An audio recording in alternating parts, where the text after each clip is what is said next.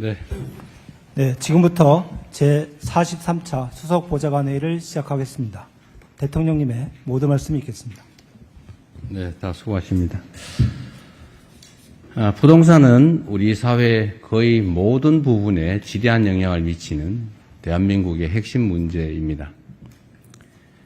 사회적 자원이 장기간 부동산에 과도하게 집중되면서 양극화와 불평등을 심화시켰습니다. 또 부동산 거품도 더는 방치할 수 없는 수준입니다. 우리 국민 여러분께서 다 아시는 것처럼 이 대한민국의 부동산 가격이 전 세계적으로 매우 높을 뿐만 아니라 지금 이런 상황이 계속 지속되면 어떤 특정 국가처럼 소위 잃어버린 20년, 잃어버린 30년 이런 현상이 우리 앞에 도래할 수도 있습니다.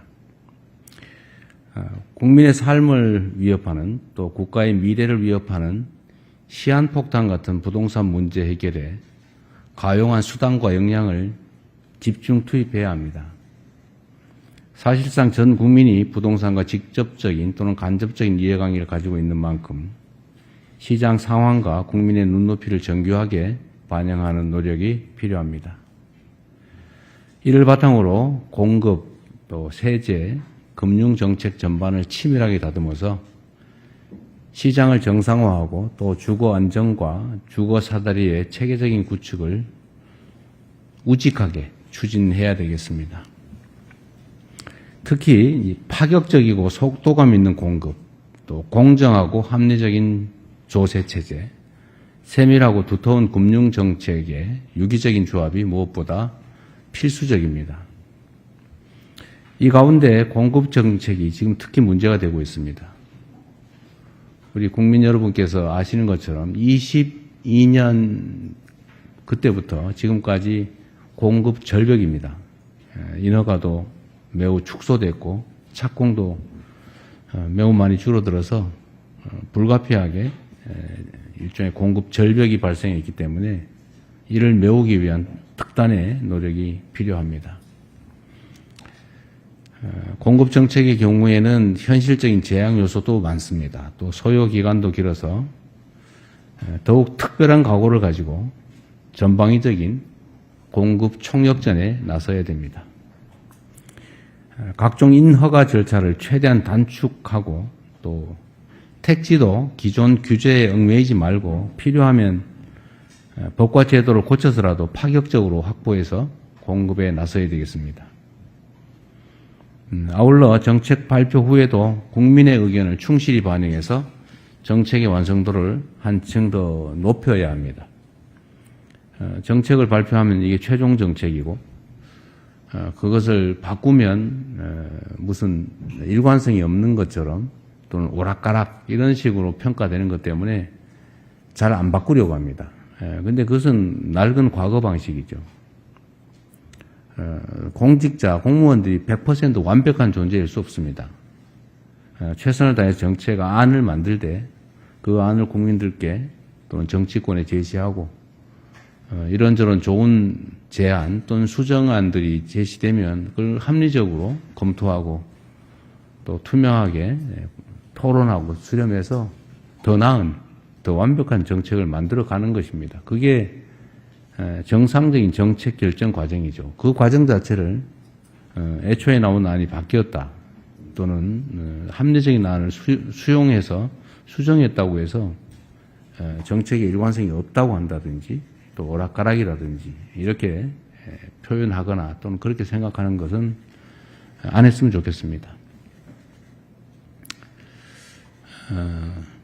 이런 걸 가지고 뭐 누더기를 만들었다 뭐 이런 식의 표현들을 하기도 하는데 어쨌든 이런 거에 굳이 너무 구애되지 말고 과감하게 국민들 또 전문가들 또는 야당 또 정치권의 의견을 수렴해 나갔으면 좋겠습니다.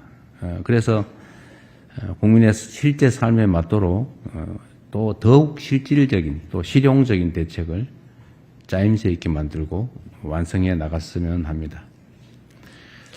그리고 최근에 자꾸 문제되고 있는 결혼 페널티라고 하는 결혼하니까 오히려 홀몸일 때보다 불이익해지더라. 홀몸일 때는 남녀 따로따로 기회를 가졌는데 합치니까 줄어들더라. 이런 것은 불합리하죠.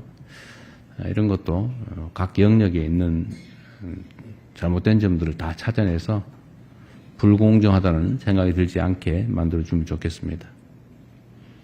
행정 편의적인 공급자 중심 사고에서 벗어나 국민의 시각에서 정책을 끊임없이 개선하는 게 진짜 유능한 행정입니다. 국민들께서 보다 안정된 주거 환경을 누리고 누구나 내 집 마련의 꿈을 이루어갈 수 있도록 정부가 할 수 있는 최선의 노력을 집중하도록 하겠습니다. 우리 군의 전장 환경이 인공지능과 드론, 로봇을 중심으로 급변하고 있습니다. 방대한 정보를 실시간으로 분석하고 또 첨단 무기들이 대거 투입되는 미래전에 대비하려면 국방체계를 기술과 첨단 장비 중심으로 재편하는 전략이 필수적입니다. 특히 지속적인 저출생 때문에 현재 같은 인력 중심의 보병 중심의 비효율적인 군 구조를 유지하는 것은 가능하지도 않고 또 바람직하지도 않습니다. 선택적 모병제를 도입해서 우리 군을 첨단 장비와 기술 중심의 스마트 정예 강군으로 탈바꿈시키려는 국방개혁을 빠르고 빈틈없이 추진해야 합니다. 이 과정에서 중요한 것은 국방의 주역인 우리 청년들이 미래에 더 나은 삶을 계획할 수 있도록 제도를 재설계하는 것입니다. 군 경력이 좋은 일자리와 양질의 교육, 또 안정적 재산 형성의 밑거름이 될 수 있도록 정책을 촘촘하게 수립해 주면 좋겠습니다. 군 생활이 인생의 낭비 또는 손해라는 생각이 들지 않게 하는 게 우리 정부의 큰 책임이기도 합니다. 초급 간부들에 대한 처우 개선 역시 빠르고 과감하게 추진해 주기 바랍니다. 결국 국방도 사람이 하는 것입니다. 청년들이 군 복무를 보람있게 생각하고 또 군이 청년들의 사회 진출을 든든하게 뒷받침해 줄 때 진짜 강한 군대가 만들어집니다. 이에 필요한 재정적인 또 제도적인 지원 정책을 최선을 다해 발굴하고 또 조속히 시행해 주기 바랍니다. 최근 몇 년 동안에 스토킹, 교제폭력, 가정폭력 등 관계성 범죄 신고 사례가 계속 늘어나고 있습니다. 지난해에도 관련 피해 신고가 전년보다 23%나 급증했다고 합니다. 불법 창력물, 또 딥페이크 범죄 같은 디지털 성범죄의 경우에는 지난 5월 범정부 합동대응단 출범과 위장수사 제도 확대 등을 통해서 검거자가 대폭 늘어난 성과가 있기는 했습니다. 그렇긴 한데 사건 발생 자체는 지속적으로 증가하는 추세입니다. 이들 범죄 피해자의 경우에는 대부분 여성과 청소년 등 사회적 약자이기 때문에 피해자 지원 그리고 보호, 피해 회복 조치에 더 각별한 관심을 기울여야 합니다. 특히 이 같은 범죄의 특성상 초동 조치를 신속하고 과감하게 취해야 추가 피해를 막고 또 피해자 권리 회복도 빠르게 이루어질 수 있습니다. 관계기관들은 신고 단계부터 피해자 중심, 피해자 우선이라는 관점에서 필요한 모든 조치를 과하다 싶을 정도로 집행해 주기 바랍니다. 수사권과 기소권 분리 과정에서 여성과 청소년 대상 범죄 대응에 작은 빈틈도 생기지 않도록 관계부처가 제도 보완을 제대로 할 수 있도록 해 주십시오.